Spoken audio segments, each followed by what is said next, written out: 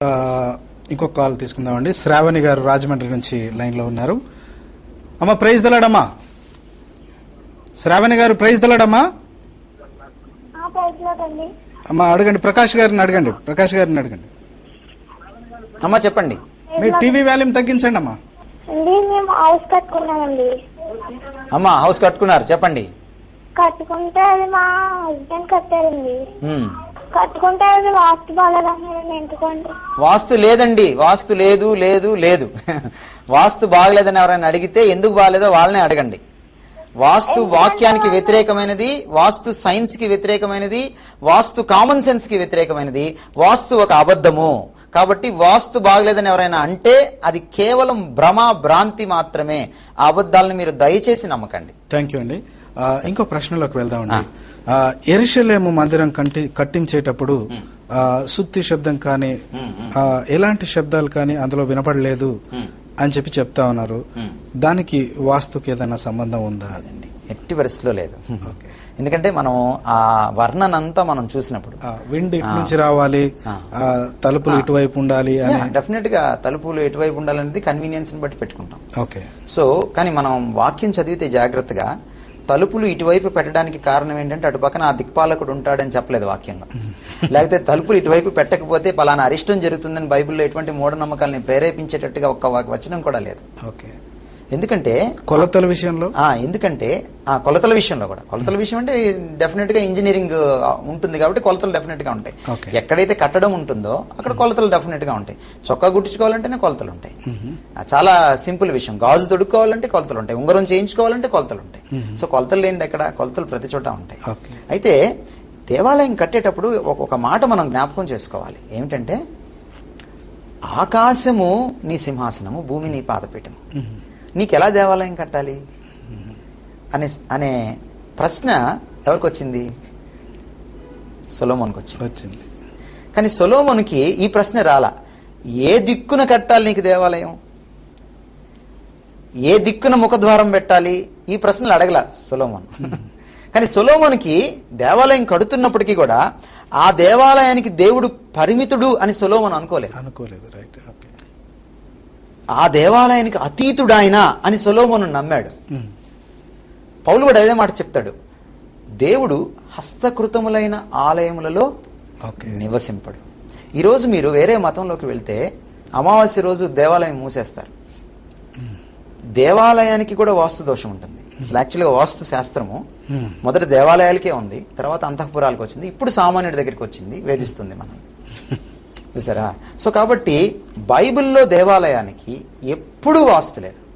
ఎందుకంటే ఈ దేవుడు దిక్కులపైన, భూమిపైన, సమస్త సృష్టిపైన ఆధిపత్యం వహించిన వాడు కాబట్టి డెఫినెట్ గా లేదు. ఆ దాఖలాలు ఆ చుట్టుపక్కల ఉన్నటువంటి ఏ వచనాల్లో కూడా లేదు. మనం జాగ్రత్తగా పరిశీలిస్తే అంతెందుకు యెహెజ్కేలు గ్రంథం 40వ అధ్యాయంలో కూడా కొలతలు ఉన్నాయి కదా. అవునండి. అక్కడ కూడా అట్లాంటి దాఖలాలు మనకు లేవు. ఓడ కట్టేటప్పుడు ఈ మూడే వాళ్ళు చూపించే. అవునండి. ఓడ కట్టేటప్పుడు కొలతలు తీసుకున్నారు అని. అసలు కొలతలకి వాస్తుకి సంబంధం లేదండి. కొలతలకి మీరు చిన్న ఇల్లు కట్టుకున్న వాస్తు ఉంటుంది, పెద్ద ఇల్లు కట్టుకున్న వాస్తు ఉంటుంది. కొలతలకి దీనికి అసలు సంబంధం లేదు. దిక్కులకి వాస్తుకి సంబంధం ఉంది, ఎత్తు పల్లాలకి వాస్తుకి సంబంధం ఉంది. ఎత్తు మంచిది, పల్లము చెడ్డది అనేటువంటి భావన. చూసారా? ఉచ్చము నీచము అంటారన్నమాట. చూసారా? ఆ భావన ఉందే తప్ప ఈ కొలతలకు సంబంధించినటువంటిది లేదు. ఇంకోటి ఏంటంటే ఓడకి ఒకవేళ వాస్తుంటే, మనం 6వ అధ్యాయం మనం చదువుతుంటే మనకి ఓడకి సంబంధించిన కొలతలు, అవి ఓడ ఎలా తయారు చేయాలి దేవుడు చెప్తూ ఉంటాడు. ఎందుకంటే ఆ మొట్టమొదటిసారి ఓడ తయారు చేస్తున్నప్పుడు, అది కూడా అతనికి కొత్త అయినప్పుడు ఓడ, తప్పకుండా అతనికి ఓడ గురించినటువంటి ఇంజనీరింగ్ చెప్పాలి కదా, చెప్పాలి. అది సహజమైనటువంటి విషయం. అయితే నాకు నవ్వొచ్చేటువంటి విషయం ఏంటంటే నోవాహు వాస్తు పాటించాడు అనే వాళ్ళకి సింపుల్ కామన్ సెన్స్ వాళ్ళు ఉపయోగిస్తే, ఓడ దేనికోసం అండి? భూమి మీద ఉండడానికి, నీళ్ళ మీద ఉండడానికి? నీళ్ళ మీద ఉండడానికి. అది 40 దినాలు.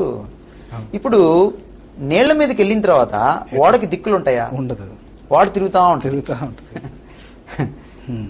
ఈ కాసేపు తూర్పు అయినది, ఇంకాసేపటికి పడమర అవుతుంది, ఉత్తరం అవుతుంది.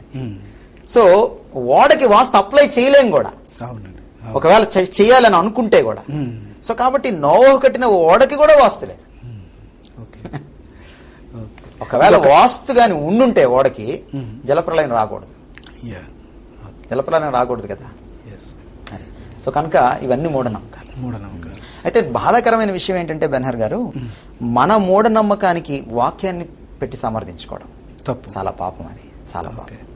వాక్యం చదువుతున్నప్పుడు నా మూఢనమ్మకాలు పటాపంచలు అవ్వాలి కానీ నా మూఢనమ్మకాన్ని తీసుకెళ్లి వాక్యంలో పెట్టడం అనేది చాలా ఘోరమైన పాపం అండి. ఓకే. ఇది దేవుడు వీళ్ళని క్షమించిన గాక. ఓకే. ఓకే అండి, థ్యాంక్ యూ అండి. ఇంకొక కాల్ తీసుకుందామండి. డాక్టర్ మాధవి గారు గుంటూరు నుంచి. చెప్పండి అమ్మా. డాక్టర్ గారు చెప్పండి. మాట్లాడండి అమ్మా. హలో. హలో. ప్రైజ్ దలాడమ్మా. హలో అండి, నేను డాక్టర్ మాధవినండి, గుంటూరు నుంచి. చెప్పండి. అడగండి సార్. ప్రకాష్ గారు మరి ఇందాక ఒక బ్రదర్ కాల్ చేశారు కదండి, భారతదేశపు వాస్తు గురించి. నెల్లూరు నుంచి. నెల్లూరు నుంచి.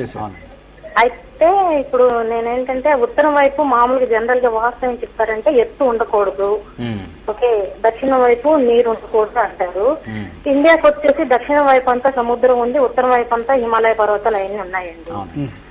సో ఇందాక వాళ్ళు చెప్పింది ఏంటంటే మన దేశ పరిస్థితి బాగానే ఉంది, అన్ని బాగానే ఉన్నాయి, వాస్తు బాగలేకపోయినా అన్నట్టు అన్నారు. కానీ నేను చదివిన ప్రకారం ఏంటంటే బ్రిటిషర్స్ వచ్చి మన రూల్ చేయటం కానీ మన ఖనిజ సంపద అంతా దోచుకోవటము, మనం ఎన్నో సంవత్సరాలుగా బానిస బ్రతకటము, ఇదంతా కూడా వాస్తులో లోపం వల్లనే అన్నట్టుగా నేను ఒక చోట చదివానండి. ఆ విషయం ఏముందండి చెప్పడానికి, చాలా స్టేట్మెంట్లు ఇవ్వచ్చు మాధవి గారు. ఇప్పుడు ఒక ఏదైనా అరిష్టం జరిగింది అనుకోండి, దీనివల్లే జరిగిందని ఒక మాట అనేస్తే పోలా, ఆ మాట ఏమవుతుంది, మన మనసులో ఒక గిలిగా తయారవుతుంది. కానీ మీరు ఒక చోట చదివారన్నారే, దానికి ఆధారాలు ఉన్నాయా? అది మనం ఆలోచించాలి. అంటే ఆధారాలు అంటే వాస్తు బాగోకపోవటమే ఇది. ఎలా చెప్పగలరు? ఎలా మీరు ఒక డాక్టర్ గారండి మాధవి గారు, మిమ్మల్ని అడుగుతాను నేను. ఇప్పుడు టైఫాయిడ్ నేను మంచం తప్పేసుకొని పడుకోవడం వల్ల వచ్చింది అని అన్నాను అనుకోండి, మీరు ఒప్పుకుంటారా డాక్టర్ గారు? ఒప్పుకోరు కదా. మీరు ఒప్పుకోరు కదా. మీరు డయాగ్నోస్ చేసినప్పుడు ఎలా చేస్తారు? క్లినికల్ గా చేస్తారు, టెస్టులు చేస్తారు, చేసి కాజ్ ని మీరు ఫైండ్ అవుట్ చేస్తారు. అవునా అండి? ఎందుకు సార్ ఇట్లా చేయి పట్టుకొని మేడం ఊరికే చెప్పేసి కదా నీకు కాలేయ వ్యాధి ఉంది, మీ ఇంట్లో వాస్తు దోషం ఏమైనా ఉందా, నువ్వు ఎప్పుడు పుట్టావు, నీ జాతక చక్రం ఏంటి అని అడగచ్చు కదా. మీరు ఎందుకు మీరు టెస్టులు చేస్తున్నారు? అంటే ఒక కాజుని నిర్ధారించడానికి ఇన్వెస్టిగేషన్ చేయాలి. అవును కదండి? మరి ఒక జ్వరానికి కాజుని, ఒక తలనొప్పికి కాజుని, తలనొప్పి అవ్వచ్చు, అది మైగ్రేన్ అవ్వచ్చు, వర్టిగో అవ్వచ్చు, బ్రెయిన్ ఫీవర్ కూడా అవ్వచ్చు. సో దాన్ని ఇన్వెస్టిగేట్ చేస్తే తప్ప, ఈరోజు మనకి ఎందుకని ఒకప్పుడు సిటీ స్కాన్ ఉండింది, కంప్యూటర్ టోపోగ్రఫీ ఉంది, ఈరోజు పీఈటీ వచ్చింది, ఫోటాన్ ఎమిషన్ టోపోగ్రఫీ వచ్చింది, ముందుగానే క్యాన్సర్ని కనుక్కోవడానికి. ఎందుకు ఇన్ని డివైసెస్ మనం కనుక్కుంటున్నాం? సింపుల్ ఒక స్టేట్మెంట్ వదిలేస్తే పోలా, నీ క్యాన్సర్ వచ్చిందా, బహుశా మీకు వాస్తు దోషం ఉందో చూసుకోండి అని ఒక మాట నేర్చు కదా. సో ఒక బీయింగ్ ఎ డాక్టర్, మీరు ఒక చిన్న జబ్బుకి అన్ని టెస్టులు రాసి అంత క్లినికల్ ఇన్వెస్టిగేషన్ మీరు చేసి డయాగ్నోస్ చేసి కంక్లూషన్కి వస్తే, మరి భారతదేశానికి బ్రిటిష్ వాడు రావడానికి భారతదేశ వాస్తుకి సంబంధం ఉందనడానికి విషయంలో కూడా మీరు ఇన్వెస్టిగేట్ చేయాలి కదండి. ఆలోచన చేయండి. ఇంకో మాట నేను చెప్పాలనుకుంటున్నాను. ఇది ఒక అబద్ధం ప్రచారం చేస్తున్నారండి, బ్రిటిష్ వాడు మన సంపదను దోచుకెళ్ళాడు అని. దోచుకెళ్ళాడండి, నిజమే, నేను కాదనట్లా. ఇంకా చాలా సంపద ఉందండి, మనోళ్ళు మనల్నే దోచుకుంటున్నారు. దాని సంగతి ఏమిటి? ఇది కూడా వాస్తు దోషమేనా? లంచాలు తింటున్నారు, ఇది కూడా వాస్తు దోషమేనా? తల్లి కొడుకుని చంపేస్తుంది, కొడుకు తల్లిని చంపేస్తున్నాడు, మా అన్న చెల్లిని రేపు చేస్తున్నాడు, ఇది కూడా వాస్తు దోషమేనా? సమస్య వాస్తులో లేదండి, సమస్య మానవ హృదయంలో ఉంది. మానవ హృదయంలో ఉంది. చాలా కాలం క్రితం టైమ్ మ్యాగజైన్ లో ఒక పెద్ద ఆర్టికల్ పడింది, what's wrong with the world అనేటువంటి ఆర్టికల్. ఈ ప్రపంచంతో ఉన్న సమస్య ఏమిటి అనేటువంటి ఆర్టికల్ పడింది. ఆ ఆర్టికల్ అంతా చదివిన తర్వాత జీకే చెస్టర్ట్ అనేటువంటి ఒక ఇంగ్లీష్ మేధావి చాలా షార్టెస్ట్ లెటర్ రాస్తాడు టైమ్స్ మ్యాగజైన్ ఎడిటర్కి. చాలా ఫేమస్ మ్యాగజైన్ అది, ఇప్పటికీ కూడా ఉంది. దాని ముఖ చిత్రంలో పడ్డమే గొప్ప. దానికి ఎడిటర్కి లెటర్ రాస్తాడు, regarding dear editor, regarding your article what's wrong with the world, yours sincerely GK Chesterton. ఈ ప్రపంచంతో ఎందుకు సమస్య వస్తుందంటే, the problem lies in the heart, not in the house. Not in the house, the problem lies in the heart. యేసుక్రీస్తు వారు చెప్పారు, నరహత్య, వ్యభిచారం, లేకపోతే రకరకాలైనటువంటి పాపాలు హృదయంలోంచి బయటకు వస్తాయి, బయట నుంచి లోపలికి వెళ్ళవని చెప్పాడు ఆయన. అందుకని ఒక థియాలజీని ఏమంటాడంటే, the heart of the problem is the problem of the heart అంటాడు. అందుకని యేసుక్రీస్తు ఏమన్నాడంటే, నేను మీ హృదయాల్లోకి వస్తాను, మీ తలుపులు తీయండి, నేను హృదయం బయట నించొని తట్టుతున్నాను అన్నాడు. మన హృదయాల్లోకి ఆయన వచ్చినప్పుడు వ్యక్తులు మారుతారు, వ్యక్తులు మారినప్పుడు వ్యవస్థ మారుతుంది, వ్యక్తులు మారినప్పుడు చుట్టూ ఉన్నటువంటి పరిస్థితులు మారుతాయి.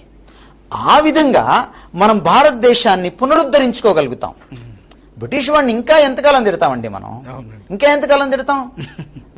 వేరే విదేశీయుడు నన్ను దోచుకున్నాడంటే ఒక అర్థం ఉందండి, కానీ స్వదేశీయుడు, నా పక్కింటి వాడు నన్ను దోచుకుంటున్నాడంటే అర్థం ఏమని చెప్పాలి? నేను తప్పించుకోవడానికి విదేశీయుడిని మనం తిట్టుకుంటున్నాం, అంతే. ఇంత భయంకరమైన అవినీతి ఉంది ఈరోజు. అయితే బ్రిటిష్ వాడిని తిడతాం, లేకపోతే అమెరికా వాడిని తిడతాం, లేకపోతే పాకిస్తాన్ వాడిని తిడతాం. ఇది మనం దేశభక్తి అనుకుంటాం.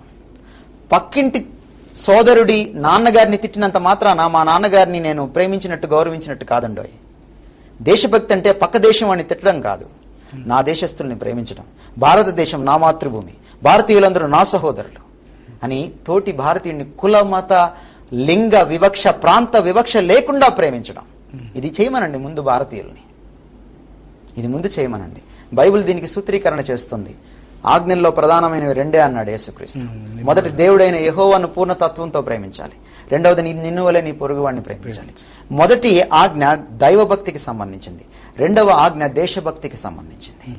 దైవభక్తి ఎవరికి ఉంటుందో, ఎవరు సృష్టికర్తను మనస వాచ కర్మణ త్రికరణ శుద్ధిగా ప్రేమిస్తారో, పూర్ణతత్వంతో ప్రేమిస్తారో, వారు పొరుగువాడిని ప్రేమించగలుగుతారు. ఎందుకంటే మొదటి ఆజ్ఞ లేకుండా రెండవ ఆజ్ఞ లేదు.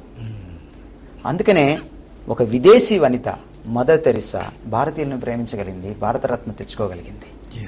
చూసారా, బైబిల్ తోటి భారతీయుడిని ప్రేమించేలాగా మనల్ని మార్చేస్తుంది. అప్పుడు భారతదేశం మారుతుంది. తోటి భారతీయుడిని ప్రేమించగలిగేలా ప్రతి భారతీయుడు మారినప్పుడు, యేసుక్రీస్తుకి హృదయం ఇచ్చినప్పుడు ఈ భారతదేశం మారుతుంది. వాస్తు వల్ల కాదండి, వ్యక్తి వల్ల.